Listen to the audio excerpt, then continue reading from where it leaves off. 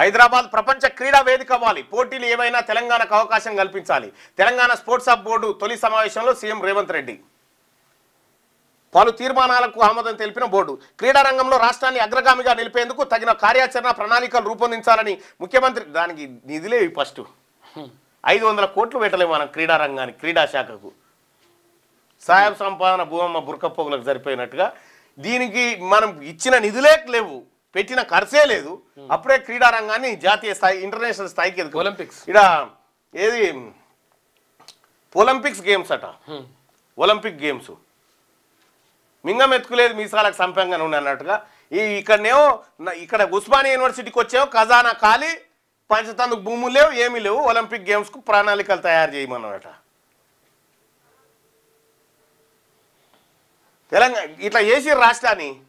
Telangana sports hub board తొలి సమావేశంలో CM Revanth Reddy పలు తీర్మానాలకు ఆమోదం తెలిపిన బోర్డు. క్రీడా రంగంలో రాష్ట్రాన్ని అగ్రగామిగా నిలిపేందుకు తగిన కార్యాచరణ ప్రణాళికలు రూపొందించాలని ముఖ్యమంత్రి రేవంత్ రెడ్డి తెలంగాణ స్పోర్ట్స్ హబ్ బోర్డుకు సూచించారు. క్రీడా రంగం అభివృద్ధికి నిధులు, నిపుణులు నిర్వహణ అవసరమైనందునే బోర్డు కార్పొరేట్ ప్రముఖులు, క్రీడాకారులు, తర్వాత క్రీడా నిర్వాహకులకు చోటు కల్పించామని తెలిపారు. గురువారం హైదరాబాద్లో జరిగిన బోర్డు మొదటి సమావేశానికి సీఎం హాజరయ్యారు. మంత్రి Vakiti Srihari, SATS chairman Shivasenareddy, MD Soni Baladevi, sports hub board chairman Sanjiv Goenka, సహా చైర్మన్ ఉపాసన కొనిదెల, మాజీ క్రికెట్ కెప్టెన్ కపిల్ దేవ్, జాతీయ బ్యాడ్మింటన్ చీఫ్ పుల్లెడ గోపిచంద్, మాజీ షూటర్ అభినవ్ బింద్రా, భారత ఫుట్బాల్ మాజీ కెప్టెన్ బైచింగ్ భూటియా, మాజీ వాలీబాల్ క్రీడాకారుడు రవికాంత్ రెడ్డి, రాష్ట్ర ప్రభుత్వ మాజీ సలహాదారు పాపారావు, సీఎంఓ ముఖ్య కార్యదర్శి శ్రీనివాసరాజు, ప్రత్యేక ప్రధాన కార్యదర్శి జయేష్ రంజన్, దాని ఫౌండేషన్ చైర్మన్ వీతా, దాని విశ్వ సముద్ర ఫౌండేషన్ చైర్మన్ చింతా శశిధర్ ఈ భేటీలో పాల్గొన్నారు. ఈ సందర్భంగా సీఎం రేవంత్ రెడ్డి మాట్లాడుతూ అంతర్జాతీయ, జాతీయ స్థాయిలో క్రీడా విధానం, క్రీడల ప్రోత్సాహం విషయంలో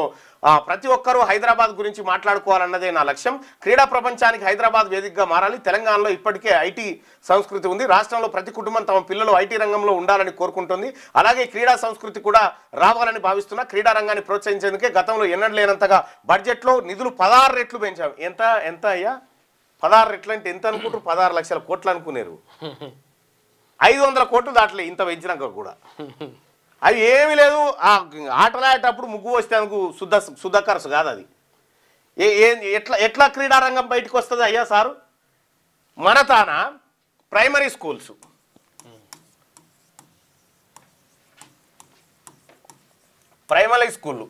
ప్రైమరీ స్కూళ్ళలో చదివేటువంటి పిల్లలు 1వ తరగతి నుంచి 7వ తరగతి దాకా ఉంటారా? 1వ తరగతి నుంచి 7వ తరగతి దాకా ఉంటారు. 7వ తరగతి చదివే పిల్లగాని వయసు ఎంత ఉంటుంది? దాదాపు 12 ఏళ్ళు ఉంటుంది.